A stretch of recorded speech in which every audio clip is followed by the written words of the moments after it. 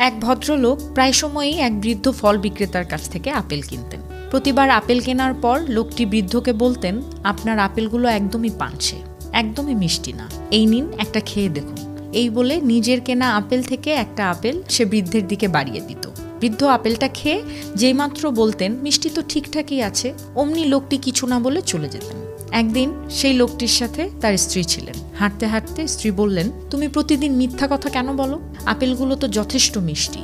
লোকটি বললেন, আমি জানি ওগুলো মিষ্টি, তুমি ওনার চেহারাটা দেখোনি।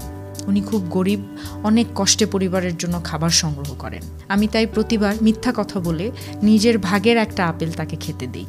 লোকটি এবং তার স্ত্রী আপেল কিনে চলে যাওয়ার পর পাশের মুদির দোকানদার আপেল বিক্রি করা বৃদ্ধকে প্রশ্ন করলেন, আমি লক্ষ্য করেছি আপনি প্রতিদিন ওই লোকটিকে খানিকটা ওজন বাড়িয়ে দেন, এর কারণ কি? বৃদ্ধ হেসে বললেন, কারণ আমি জানি সে প্রতিবার আমাকে মিথ্যে কথা বলে একটা করে আপেল খাইয়ে চলে যায়। সে মনে করেছে আমি এটা বুঝি না। প্রতিবার আমার প্রতি তার ভালোবাসা দেখে